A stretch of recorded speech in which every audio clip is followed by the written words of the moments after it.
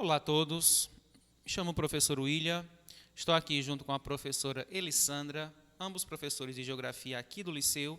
Estamos a convite da Web Rádio Liceu para, nas próximas meia hora, 40 minutos, conversarmos um pouquinho sobre vocês a respeito de um assunto que hoje se mostra extremamente relevante, não só para a geografia, mas também para as outras áreas do conhecimento.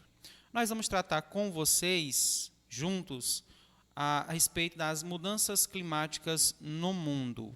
E se aí a gente pegar um pouquinho sobre a importância desse assunto, a gente vai perceber que desde a universidade, passando pela escola, em todas as esferas da educação, hoje, falarmos de mudanças climáticas significa pautarmos um assunto que está hoje em alta, falarmos de um assunto que hoje está presente desde o nosso cotidiano, enquanto cidadãos, até mesmo na nossa formação educacional. Então, nós vamos falar um pouquinho sobre as mudanças climáticas em curso. E aí agora eu vou passar a palavra para a professora Alessandra, ela vai fazer uma rápida apresentação, aprofundar um pouco mais sobre o assunto, e aí nós já vamos começar aqui nossa aula. Olá, pessoal, tudo bem? Como o professor William falou, sou a Alessandra, professora Alessandra. E aí, só falar um pouco da importância desse tema para o Enem, que nas últimas edições é um tema recorrente e também um tema interdisciplinar, porque ele é tratado também na área de ciências da natureza, com química e biologia. E, além de ser um tema relevante para o Enem, que é um momento crucial para nós, né, do ensino médio, terceiro ano, ele também é um tema que é importante a gente debater, porque ele influencia diretamente no nosso cotidiano. Então, nós precisamos conhecer, compreender essas mudanças, né, os impactos que nós temos no meio ambiente, para que a gente possa melhor ter uma visão crítica, mas também a gente poder pensar maneiras de nos adaptarmos ou tentar melhorar a situação na qual a gente vive. Então, vamos começar a nossa aula. Eu vou pedir para a professora abrir inicialmente a página inicial do nosso slide, só para nós contextualizarmos com imagens aquilo que nós vamos conversar juntos. Então, nossa aula de geografia de hoje, nós vamos falar um pouquinho sobre um olhar da geografia sobre as mudanças climáticas em curso. Um mundo que gostaríamos e o um mundo que precisamos ter. Nós montamos aqui um rápido roteiro sobre alguns pontos importantes dessa temática de estudos. Entre eles, nós temos o conceito de mudanças climáticas. Nós vamos pautar com vocês um pouquinho a respeito do uso dessa nomenclatura, da sua importância para contextualizarmos essa problemática. Nós vamos falar também um pouquinho sobre as causas e os impactos que as mudanças climáticas têm hoje no nosso cotidiano a nível local, regional e global. Nós vamos falar um pouquinho sobre as projeções a curto, a médio e a longo prazo do como que essas mudanças climáticas irão afetar a vida de cada um de nós. E, por fim, nós vamos falar um pouquinho sobre possíveis alternativas, possíveis soluções que nós, cada um de nós, podemos adotar para amenizarmos esses problemas, esses impactos causados por essas mudanças no clima global. Então, vamos começar pela nossa definição. Vamos para o nosso slide 2, onde nós vamos falar um pouquinho sobre a definição. E aí é importante que a gente ressalte logo de início na nossa conversa a definição de mudanças climáticas. Eu brinco com meus alunos que é sempre importante nós começarmos pela definição, que é para nós conseguirmos entender aquilo que nós estamos conversando. E aí eu vou fazer um adendo aqui e uma comparação de dois termos sobre o clima adotado nos últimos tempos. Nós aprendemos nas nossas aulas lá de ensino fundamental, nós aprendemos até pouco tempo atrás, que quando nós falávamos de clima, o nome certo, o termo certo, o ideal a se usar era aquecimento global. Sempre nós falávamos do processo de aquecimento global, do processo do efeito estufa, do aumento gradual da temperatura no nosso planeta. Mas verificou-se que falarmos simplesmente do aumento das temperaturas como resultado das mudanças climáticas era muito restritivo, restringe muito o impacto que essas mudanças causam no planeta. Então, optou-se recentemente por adotarmos o termo mudanças climáticas para que nós consigamos abarcar melhor todos os problemas que estão vindo resultado desse processo de mudanças do clima a nível local, regional e global. Então, hoje, e aí é importante para os alunos de terceiro ano para ficarem atentos a essa mudança de termo, essa mudança de nome, hoje o ideal é nós falarmos não mais só em processo de aquecimento global, em processo de efeito estufa, mas nós tratarmos das mudanças climáticas num panorama mais geral. E aí eu vou trazer para vocês, como aqui o slide mostra, uma possível definição. Então, nós podemos colocar da seguinte forma: mudanças climáticas são transformações a longo prazo nos padrões de temperatura e clima, que podem ocorrer de forma natural ou serem provocadas principalmente pelas atividades humanas. E aí, quando nós vamos falar daqui a pouco sobre as causas, nós vamos enfatizar muito o papel que o ser humano tem nesse processo de transformação do nosso planeta. Então, nesse momento inicial, que nós vamos aprender a mudança do termo, a adoção do termo mudanças climáticas como forma de compreendermos melhor e abarcarmos mais todas as mudanças que o nosso clima global está passando. Professora, gostaria de complementar um pouco mais? Foi perfeito. Vou até evitar de ser redundante, né? Assim, de estar repetindo. Eu acho que você completou muito bem, assim, essa questão da definição conceitual de mudanças climáticas. A gente precisa pensar isso além da questão do aquecimento global, efeito estufa, né? Porque são conjuntos, né, de ações humanas que geram toda uma alteração do clima que vai interferir em todo o planeta. Então, falar de mudanças climáticas somente pelo aspecto do aquecimento global, se desconsiderando os outros impactos ambientais, seria uma forma muito simplória. Então, podemos continuar. Então, aí, como o segundo passo, depois de nós entendermos um pouquinho sobre a adoção do termo mudanças climáticas, é nós imaginarmos aqui o nosso planeta como um indivíduo vivo.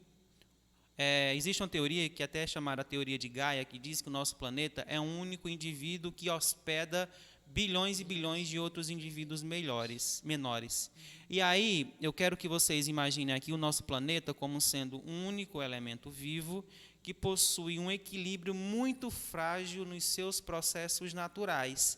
E qualquer elemento que fuja dessa normalidade, desse equilíbrio, já vai destoar e vai fazer com que todo o sistema de fenômenos naturais que aconteçam nesse planeta entre em colapso. Então, imaginemos todos juntos o nosso planeta como sendo um único indivíduo vivo, que dentro dele existem inúmeros fenômenos naturais que precisam estar acontecendo de forma harmônica, que precisam estar convivendo de forma harmônica, e qualquer elemento que fuja dessa normalidade vai causar um certo desequilíbrio. As dinâmicas naturais do nosso planeta, sejam elas as dinâmicas físicas, sejam elas as dinâmicas climáticas, sejam elas as dinâmicas biológicas, elas precisam estar em equilíbrio permanente para que o nosso planeta consiga hospedar e manter a vida dos indivíduos que aqui vivem. Então, qualquer mudança no padrão dessas dinâmicas naturais vai fazer com que haja um desequilíbrio. Se vocês conseguirem acompanhar aqui no nosso slide, nós montamos aqui uma sequência de fatos que levam o nosso planeta de ser um ambiente propício para que a vida aconteça, flore e se mantenha, até para um padrão de planeta onde a própria existência da vida esteja em perigo. Então, imaginemos inicialmente um planeta equilibrado, onde os fenômenos naturais, onde os indivíduos que aqui habitam, vivam em completa harmonia. Existe um equilíbrio natural do planeta. Todas as dinâmicas naturais acontecem de forma coerente, organizada. E aí, qualquer elemento que fuja dessa normalidade, e aqui no nosso esquema nós colocamos como sendo a ação antrópica esse elemento que foge da normalidade do funcionamento do planeta.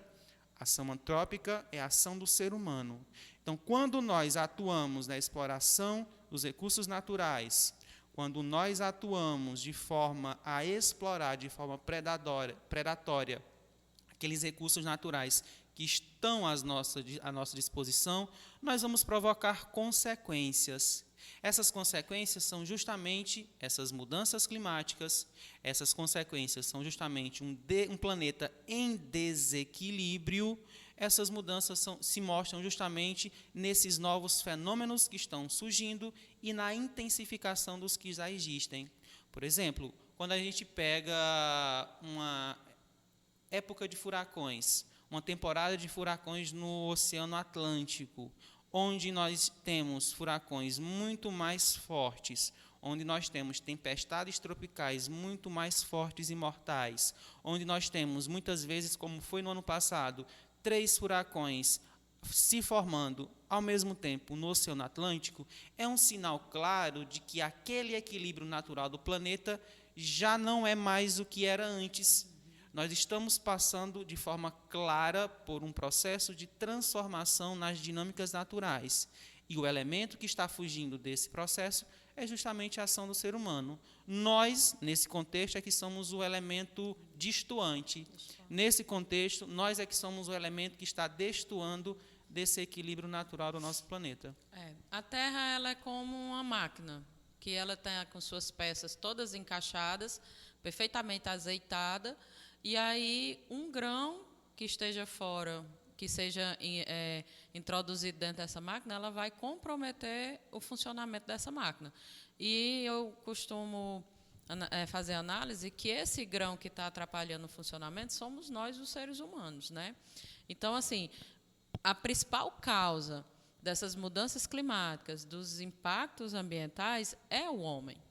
E a gente percebe que o homem ele vem intervindo na natureza desde sempre, mas com a Revolução Industrial, né, essa ação ela vem se intensificando cada vez mais. E se criou um pensamento, né, dentro dessa sociedade capitalista industrial, que é como se nós não fizéssemos parte desse sistema, dessa máquina. Como nós fôssemos um elemento externo a isso. E a gente, na verdade, nós não somos. Nós estamos dentro desse sistema e tanto a gente pode mudar esse sistema, como também a gente vai sofrer efeito desse sistema, né? Nós não estamos além desse sistema. Nós fazemos parte, nós somos integrados a esse sistema. E aí, quando a gente fala, né, dessas mudanças, as causas dessa sociedade capitalista, industrializada, essas mudanças climáticas elas têm causas principalmente na emissão dos gases poluentes, de indústria, né, dos combustíveis fósseis para os automóveis, o desmatamento que a gente promove para a expansão da fronteira agrícola, para a expansão das áreas urbanas, né, acaba comprometendo totalmente a dinâmica climática do nosso planeta, né? Então, a gente desmatar, a gente suprimir a vegetação, ela é um dos fatores principais para essas mudanças. Imaginemos juntos o mundo como era antes da primeira Revolução Industrial, lá na Inglaterra, lá na Europa. Nós tínhamos um mundo onde uma população era extremamente rural, nós tínhamos um mundo onde o modo de produção atendia minimamente às exigências que eram feitas. Nós tínhamos produtos feitos de forma muito rudimentar, artesanal, e aí nós passamos por um processo de transformação na forma que produzimos. Nós passamos a produzir mais, nós passamos a produzir mais rápido, nós conseguimos atender às demandas parcialmente ou completa de toda aquela sociedade crescente e urbana, mas isso trouxe um preço para nós produzirmos mais, para nós produzirmos melhor na indústria. A gente precisou explorar os recursos naturais de forma como nunca se foi feito antes da história da humanidade. Então, se nós fôssemos buscar um divisor de águas na forma como o ser humano se interpõe no uso dos recursos naturais, talvez esse tenha sido um momento-chave. A partir da primeira Revolução Industrial até os dias de hoje, nós estamos transformando o nosso planeta nesse curto período de tempo como nenhuma outra espécie conhecida na história do planeta Terra fez. Então, nesse curtíssimo período de tempo, se nós formos falar em escala planetária, nós já transformamos nosso planeta, nós já deixamos marcas extremamente profundas nesse planeta. Marcas essas que agora estão começando a se voltar contra nós. E aí eu vou voltar. Se a Terra é um organismo vivo, e se ela está sendo atacada por algum fenômeno, seja interno ou externo, ela vai se defender. Então, as mudanças climáticas também podem ser interpretadas como uma forma do nosso planeta estar respondendo esse uso predatório que estamos fazendo dele. Seria basicamente como uma resposta desse corpo a um elemento estranho ao seu funcionamento. Isso. Ela vai se adaptar, né? Isso. A gente pode não se adaptar junto com ela. Nós podemos fazer ou não parte desse processo futuro, né? Exatamente. Nós passamos, o planeta permanece. E aí também, William, é importante também a gente falar que dentro desse processo aí, dessa dinâmica da Revolução Industrial, o uso dos recursos, produzir para consumir, a gente desenvolveu o sistema do consumismo. Porque falar assim, de usar os recursos, né, para suprir as nossas necessidades, não é a mesma coisa de usar os recursos para produção em alta escala para objetivar o lucro. Né? E aí é onde está, porque gera o consumo desenfreado. E quanto mais se consome, mais se produz, quanto mais se produz, mais se usa de recursos. É né? Um ciclo vicioso, sem fim. Isso, exatamente. E que vai comprometendo cada vez mais a qualidade, né, do ambiente, porque também esse consumismo ele gera consequências, também além do desgaste. O resultado desse consumismo é o lixo, que também é outro problema seríssimo que a gente tem, né?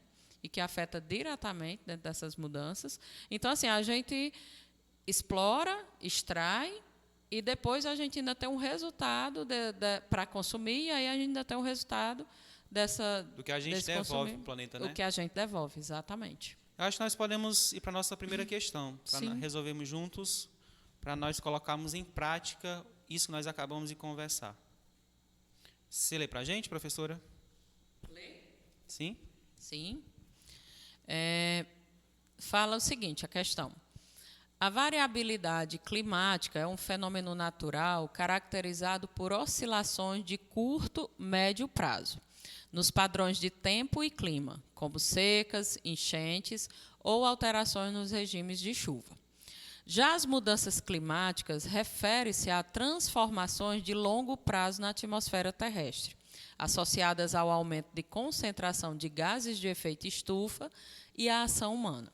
Em regiões tropicais, como o Brasil, a sobreposição desses dois processos intensifica a ocorrência de eventos extremos, afetando a produção agrícola, a disponibilidade hídrica e a saúde da população. Texto adaptado do IPCC 2023. Com base no texto e nos conhecimentos de geografia física e ambiental, qual situação exemplifica a interação entre variabilidade climática e mudanças climáticas globais? Letra A. O aumento da frequência do fenômeno El Niño, intensificado pelo aquecimento global, resultando em secas prolongadas na Amazônia e enchentes no sul do Brasil. B. A formação de desertos em áreas de alta latitude devido à dinâmica natural das massas de ar polares. C. A alternância sazonal das chuvas de monções na Índia, que ocorre anualmente sem influência da ação humana. D.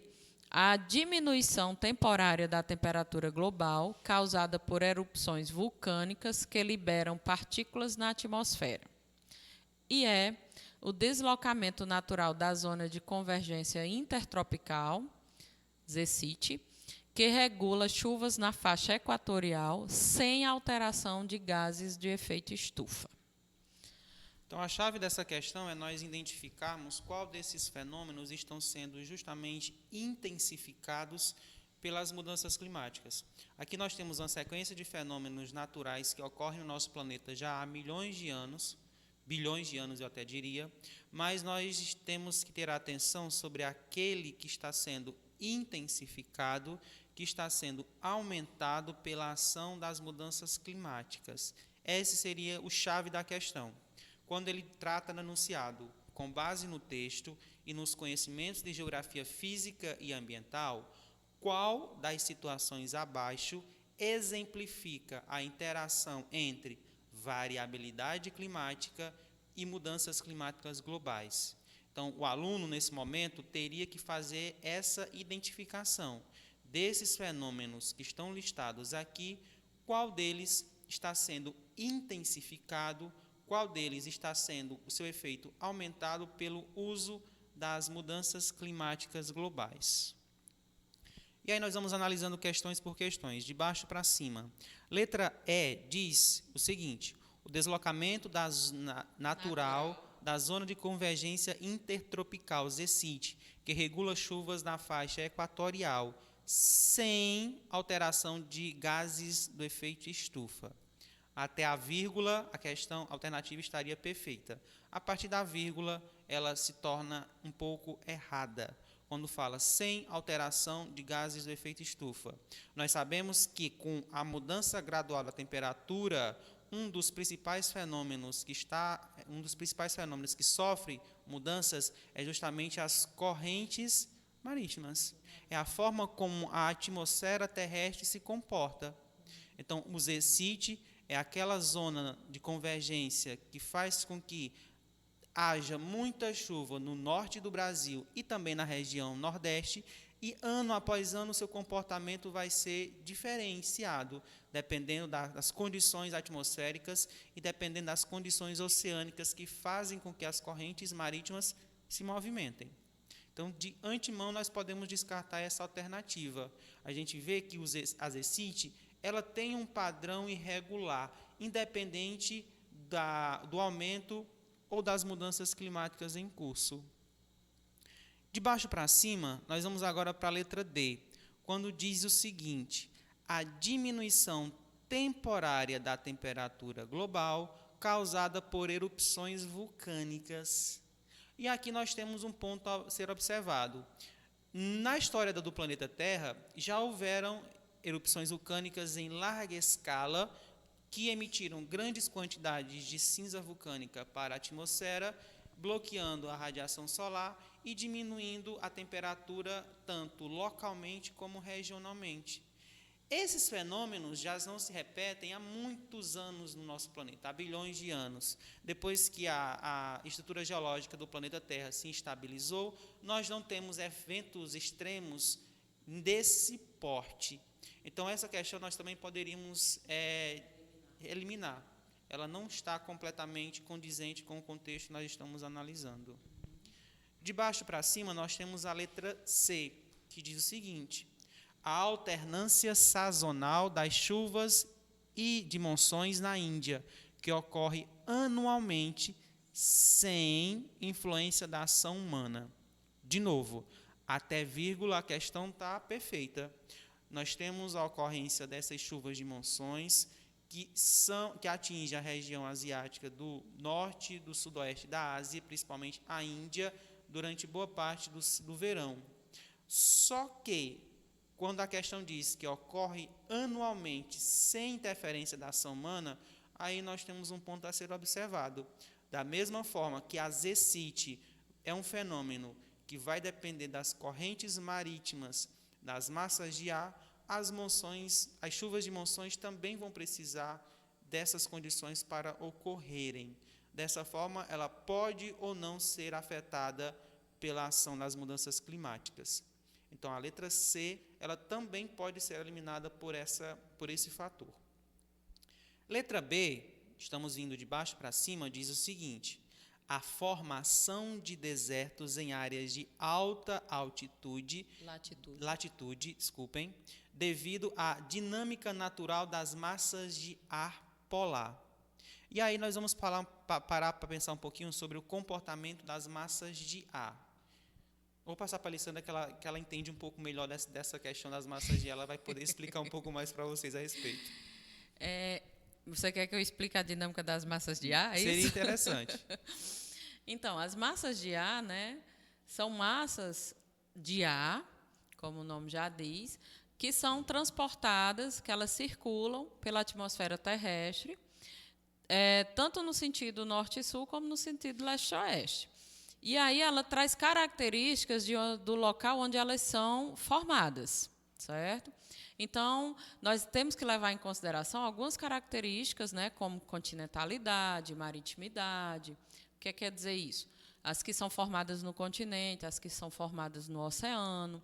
Ela vai trazer características também pela posição de latitude onde ela é formada, porque se ela for formada mais próximas dos polos, norte e sul, são as consideradas polares, elas são mais frias. Se ela é formada próxima à linha do Equador, ela vai ser mais quente. Então, assim, ela vai trazer características do local onde ela é formada.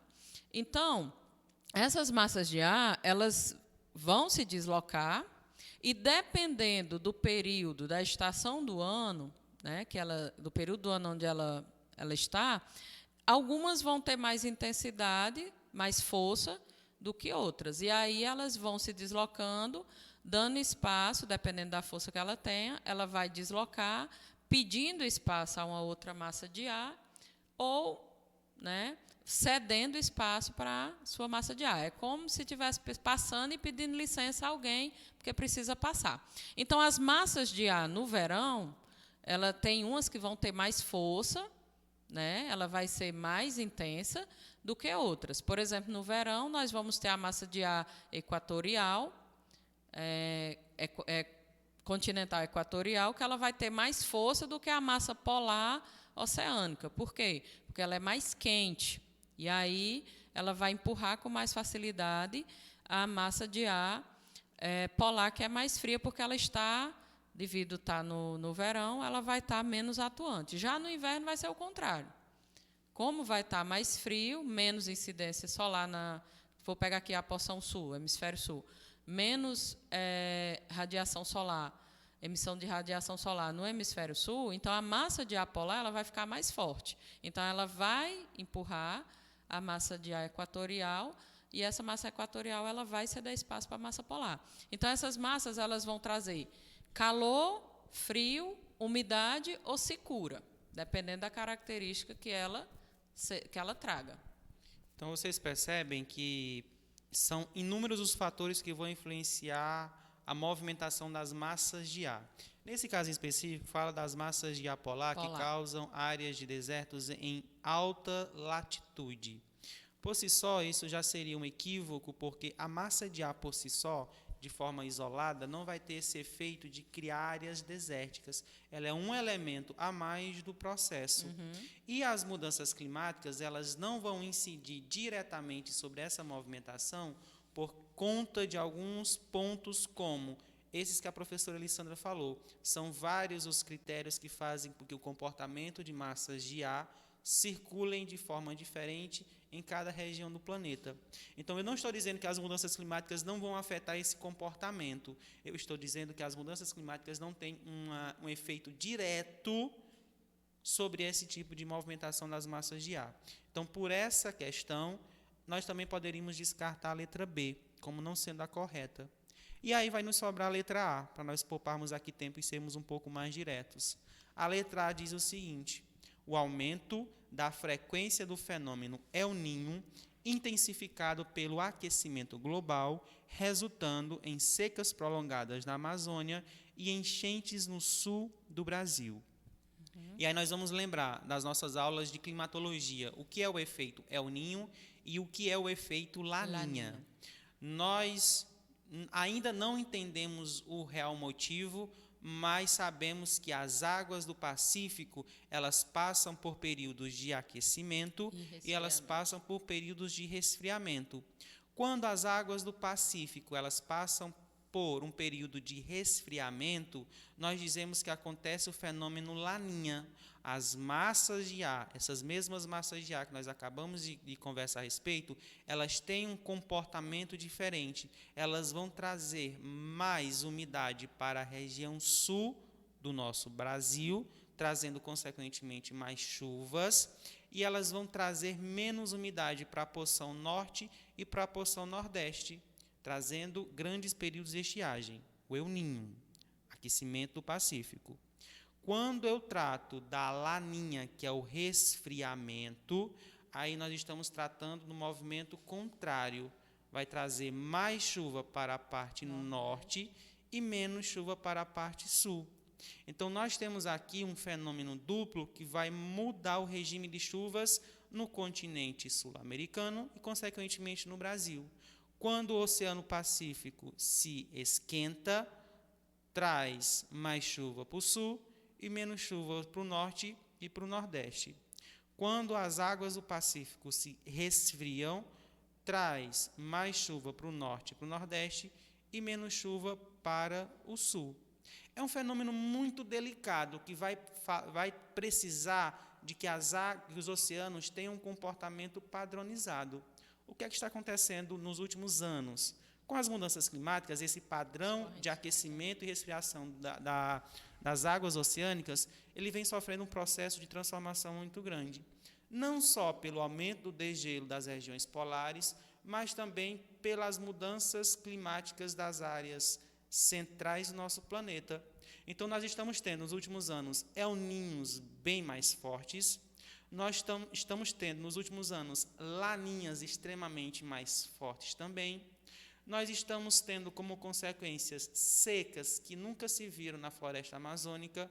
O rio Amazonas, nesses últimos anos, ou ele está passando por enchentes nunca antes registradas, ou ele está passando por intensos períodos de estiagem. Enquanto no sul do Brasil, ou nós temos um período de chuva intensa, como aconteceu há 2 anos atrás, ou nós temos intensas épocas de seca, de estiagem, que é um fenômeno que a região também não é normal acontecer. Então, nós percebemos que o El Niño e a Laninha são 2 fenômenos atmosféricos, são 2 fenômenos que precisam das condições atmosféricas e oceânicas perfeitas e que estão sendo diretamente afetados pelas mudanças climáticas. Então, mudando o slide, nós vamos para a resposta correta dessa questão. A gente vai verificar que desses fenômenos listados, o fenômeno El Niño é aquele que está sofrendo mais interferência das mudanças climáticas, porque ele vem sendo intensificado pelo processo de aquecimento global, resultando em secas prolongadas na Amazônia e enchentes severas no sul do Brasil. Então, a resposta correta seria letra A. Letra A. E também, só para complementar, que não só está intensificado, como a frequência também está cada vez mais curta, né? Antes havia um espaçamento maior entre a ocorrência do El Niño, da Laninha, e agora essa intercorrência está bem mais frequente. Exatamente. Então, vamos seguir nosso roteiro. Vamos falar agora um pouquinho sobre as causas que vem causando o aquecimento global. E aí eu vou pedir para vocês lembrarem novamente quando a gente fala do equilíbrio natural do planeta e do elemento que está fugindo desse equilíbrio, que está provocando um desequilíbrio que somos nós, seres humanos. Se nós fôssemos buscar as principais causas das mudanças climáticas em curso, o ser humano está no centro dessa problemática. Então, a gente poderia dizer o seguinte, que as principais causas das mudanças climáticas são a emissão de gases do efeito estufa devido às atividades humanas, como queima de combustíveis fósseis, geração de energia, transportes, a questão do desmatamento, a produção industrial, a agropecuária. Então, todas as atividades humanas que estão colocando o equilíbrio natural do planeta em risco ao usar recursos naturais em excesso, estão no foco dessas causas. Então, única causa, a causa principal, a causa unitária do problema seríamos nós, seres humanos, e as atividades que nós precisamos desenvolver para que as nossas demandas diárias sejam tidas como resolvidas. Quando a gente usa os recursos naturais em excesso quando nós colocamos os recursos naturais do nosso planeta ao extremo uso, nós estamos contribuindo com as mudanças climáticas que já estão em curso e que serão intensificadas nos próximos anos. E aí é fundamental a gente falar que esse uso dos recursos, como já citei anteriormente, ele vai além da questão de suprir necessidades, né? Ele vai pelo um sistema que busca o lucro, estimulando o consumo. E aí nós não podemos falar simplesmente de uma produção agropecuária, de uma produção industrial, onde suprir a necessidade humana, mas também fazer com que surja sempre uma necessidade para que a gente consuma mais e mais e estimule o lucro, fazendo com que a gente desgaste cada vez mais os recursos, né? Porque são demandas que, eu digo, são necessidades que nós precisamos cumprir. Nós precisamos produzir alimentos para 8 bilhões de pessoas. Nós precisamos produzir roupas para 8 bilhões de pessoas. Nós precisamos garantir transporte para 8 bilhões de pessoas. Nós precisamos gerar energia para atender às necessidades básicas diárias de todas essas pessoas. Nós precisamos garantir moradias para essas 8 bilhões de pessoas. A chave da questão é como nós podemos atender a essas demandas sem colocarmos a dinâmica natural do planeta em prova. Como nós poderemos atender essas demandas sem exigirmos tanto dos recursos naturais ao qual nós temos à nossa disposição. Então, essa, na minha opinião, seria a grande chave da questão. Sim. Como nós poderíamos continuar usando esses recursos, porque nós precisamos deles, mas, de forma geral, um impacto menor sobre a dinâmica natural do planeta. Sim, principalmente garantindo que esses recursos permaneçam para que gerações futuras tenham acesso a eles, né? E aí eu vou voltar para aquele primeiro slide, para que vocês lembrem. Nós precisamos manter o equilíbrio natural do planeta e das dinâmicas naturais que nele existem. Se a gente conseguir alinhar, atender às necessidades nossas, do ser humano, com o equilíbrio natural do planeta, nós talvez consigamos manter a manutenção da nossa espécie pelo planeta por o tempo que for necessário. Agora, se a gente continuar explorando os recursos da forma como nós estamos fazendo, se nós continuarmos exigindo do planeta mais e mais como nós estejamos fazendo, a nossa própria espécie é colocada em xeque, é colocada em risco. Só voltando um pouquinho para o nosso slide, vou chamar a atenção de vocês para esses 4 pontos que seriam as principais causas que hoje afetam diretamente as mudanças climáticas. A queima de combustíveis fósseis, a emissão de CO2 para a atmosfera, o desmatamento e a queimada. Importante, o Brasil hoje é um dos 5 maiores emissores de CO2 no planeta. Nós não somos uma potência industrial, então grande parte do CO2 que nós emitimos para a atmosfera vem justamente da queimada das nossas florestas, especificamente da floresta amazônica. E aí é importante, né, a gente falar que esse desmatamento, essas queimadas, elas estão ligadas diretamente à agropecuária, porque, como você falou, nós não somos um país mais industrializado. Então, mas a gente somos agroexportadores, né? E aí essa agroexportação, ela é baseada exatamente em extensões de terra. Então, o desmatamento, ela está ligada diretamente à expansão da fronteira agrícola no país. E aí, os últimos 2 pontos da nossa análise, das causas do processo de mudanças climáticas, nós temos justamente a produção industrial. Quando nós falamos das grandes potências industriais mundo afora, Estados Unidos, Europa e, recentemente, Ásia, China e Índia.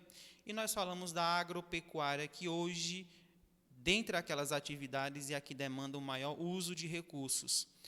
Hoje, o Brasil gasta mais água para plantações irrigadas do que para o abastecimento humano, por exemplo. Hoje, nós gastamos mais água na nossa agropecuária do que na nossa produção industrial, do que o abastecimento humano.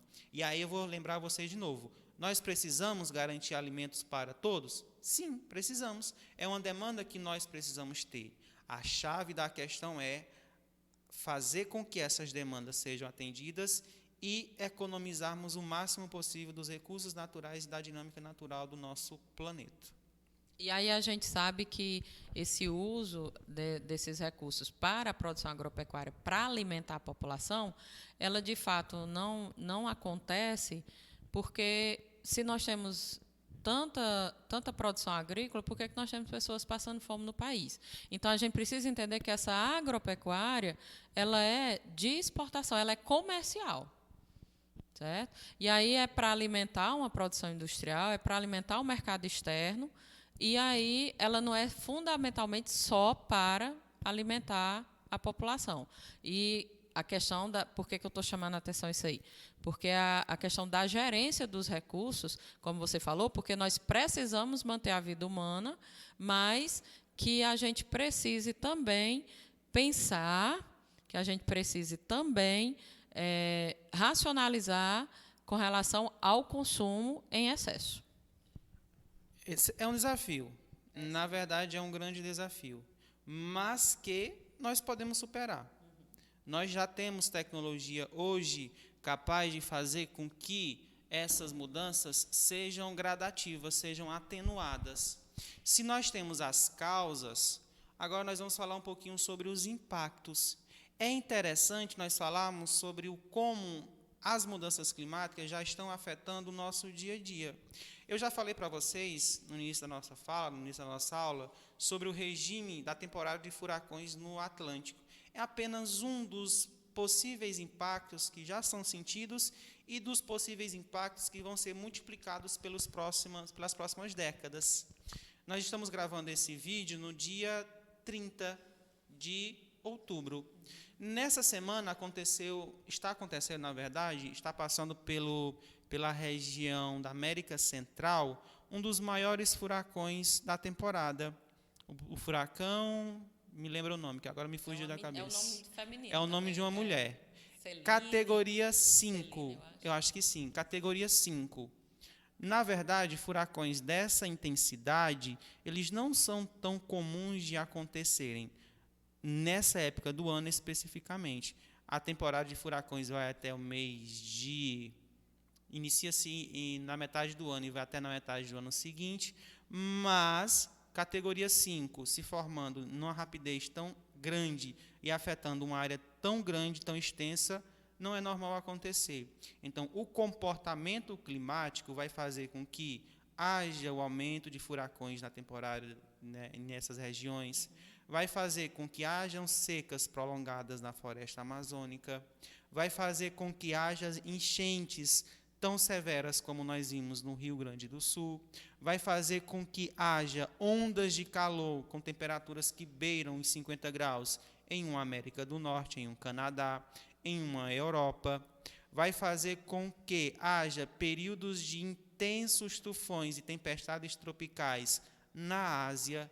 Então, esses são alguns exemplos das causas, ou melhor, dos impactos que essas mudanças climáticas já causam no nosso planeta. Os cientistas brincam não é a palavra ideal, mas eles alertam que se até 2050, nas próximas décadas, o planeta aumentar uma temperatura, esses fenômenos já serão multiplicados por 2. Se até 2100 a temperatura global aumentar 2 graus, esses fenômenos já poderiam ser multiplicados por 3, por 4, por 5. É para nós termos uma escala do quanto essas mudanças climáticas são perigosas para todas as áreas do nosso planeta. Não é apenas o Nordeste brasileiro que vai se tornar uma região praticamente inóspita para a vida. Não é apenas aqui que vai ter o seu processo de desertificação acentuado, que vai ter ondas de calor tão fortes, temperaturas médias tão altas, que vai inviabilizar a ocupação humana. É todo um planeta que vai sofrer esses impactos. Porque, como nós já falamos antes, é um ecossistema que está todo integrado e uma máquina azeitada que funciona com todas as suas peças devidamente encaixadas. E aí a gente pode dizer assim, a gente vê, né, que nos últimos anos teve um aumento de 1 grau da temperatura. Aí você pode dizer assim, mas só 1 grau? É coisa pouca, não vai afetar ninguém.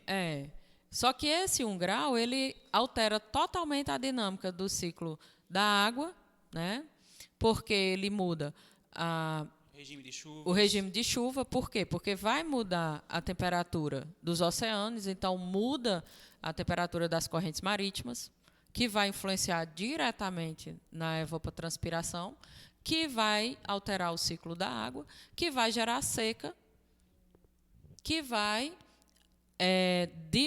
alterar essa dinâmica de chuva e de seca nas regiões, que vai comprometer completamente a produção humana. É aquele famoso efeito cascata. Um fenômeno desencadeia outro, que desencadeia outro, e quando a gente percebe, está atuando em todas as esferas. Isso, efeito dominó, né? Efeito dominó. E aí a gente pode dizer assim, a seca na Amazônia. E aí o rio Amazonas está baixando, está num leito seco. Não é só isso. A Amazônia hoje ela é responsável por 13% de toda a água doce de superfície do planeta.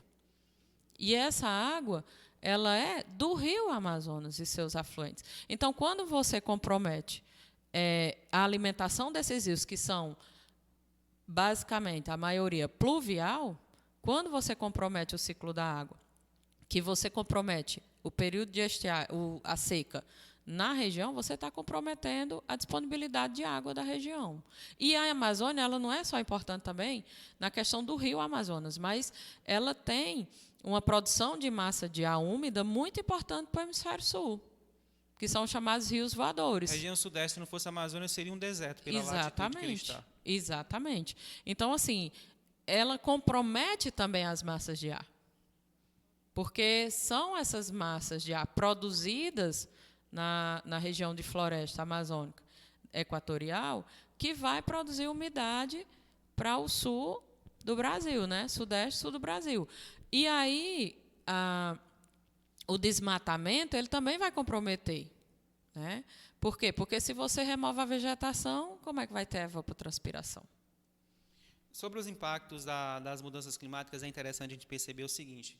Aí eu vou voltar lá para nossas aulas lá do ensino fundamental, quando o professor de geografia falava que o aquecimento global vai trazer mudanças no planeta nos próximos 50 anos, nos próximos 100 anos.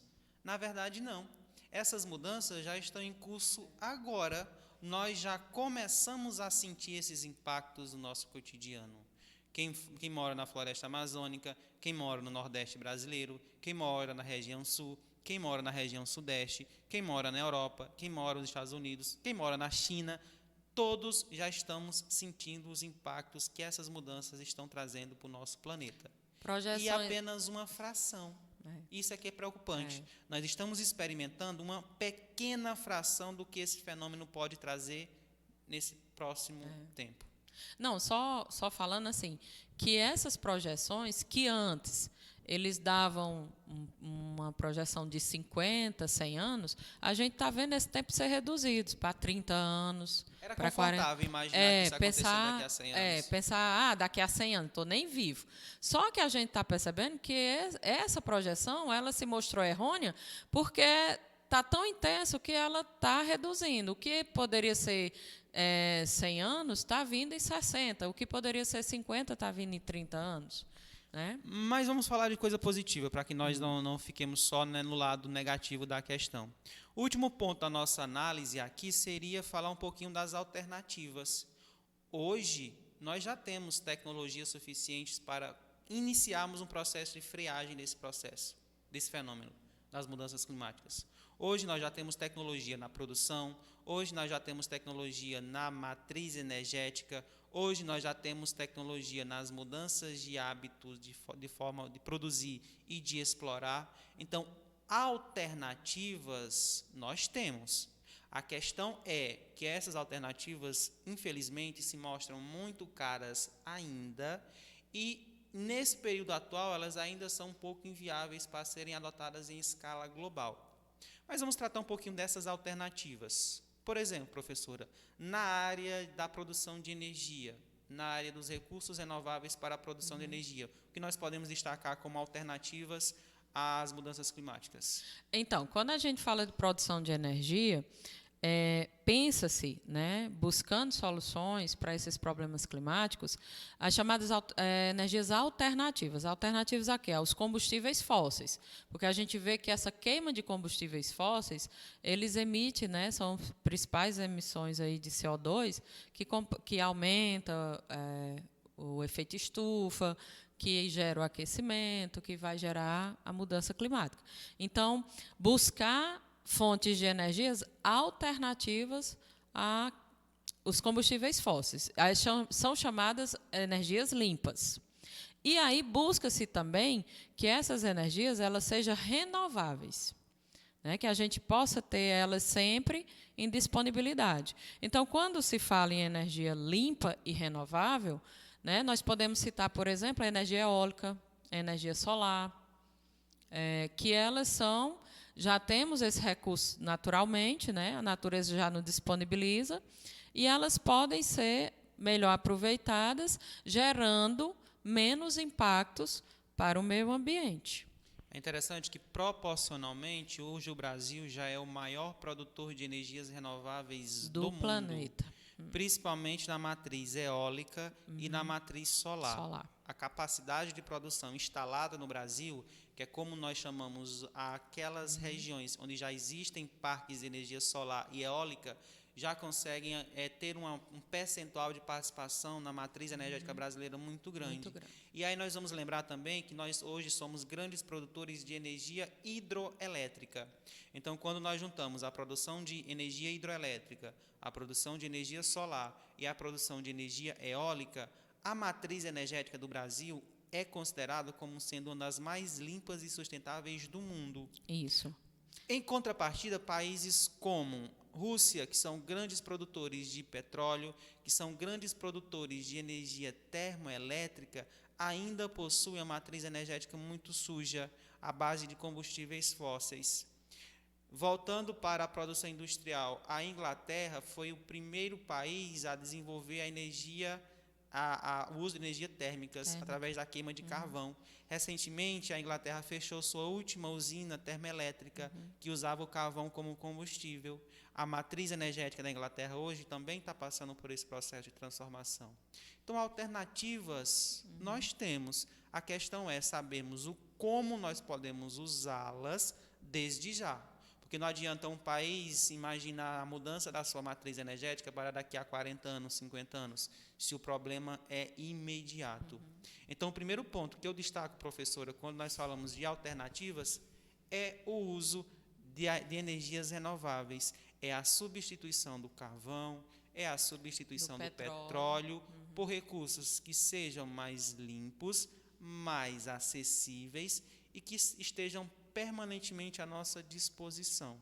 Isso. E aí eu também, sua análise muito boa, e a gente precisa também saber que o Brasil, como um grande potencial energético, né, principalmente pela sua diversidade, né, como você falou da energia eólica, energia hidrelétrica, energia nuclear, mas nós também temos o biodiesel, nós temos o etanol, né? Então, assim, diversificar a matriz, ela torna a produção, esse país mais produtivo e mais forte, porque ele não fica dependente só de uma fonte de energia, né?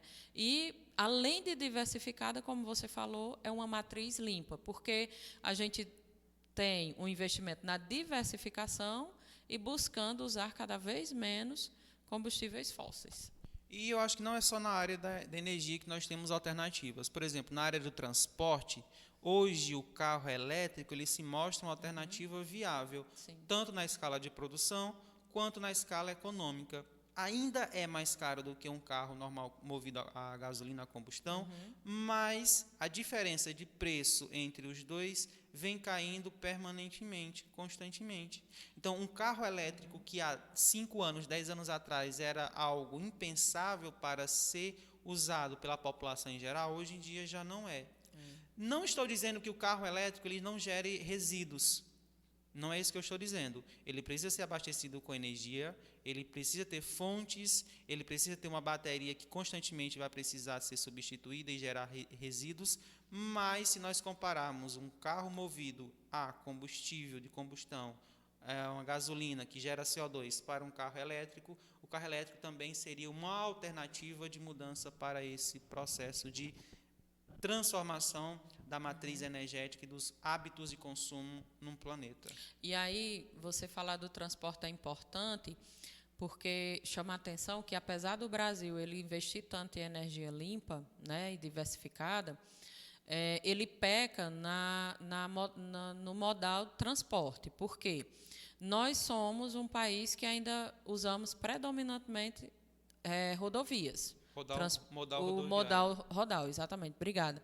E esse modal, como você falou, nós já estamos começando a ter a alternativa do carro elétrico, mas é predominantemente o uso de combustíveis fósseis, porque é um motor a combustão.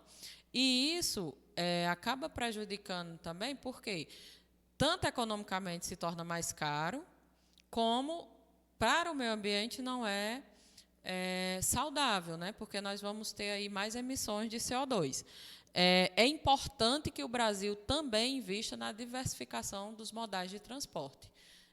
Você falou aí da Rússia, né, que como fonte de energia ela utiliza mais o combustível fóssil, né, como fonte de energia, mas é um país que também investe muito em transporte por ferrovias, né, o trem.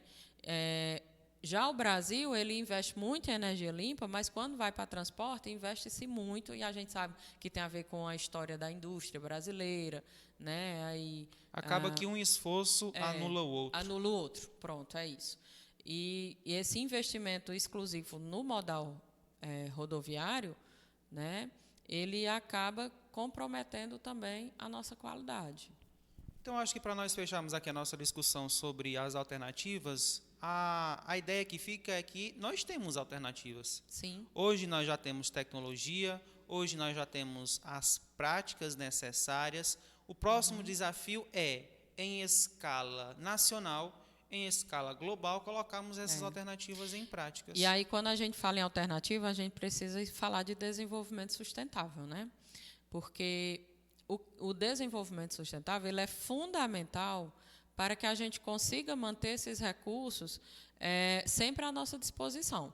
Quando a gente fala em desenvolvimento sustentável, nós não estamos falando em preservação, porque quando se fala de desenvolvimento sustentável, a maior resistência que a gente tem é porque já se pensa logo, preservar é não tocar, é não utilizar. E aí isso vai contra o sistema capitalista de produção que a gente tem. Então, é uma resistência, mas não é sobre isso. O desenvolvimento sustentável, ele se baseia na conservação, que é a gente utilizar de forma que a gente consiga manter sempre disponível esses recursos e que a gente garanta que gerações futuras também tenham acesso a esses recursos. Então, quando a gente fala de desenvolvimento sustentável, a gente está falando de reflorestamento. Eu tiro a madeira, mas eu refloresto.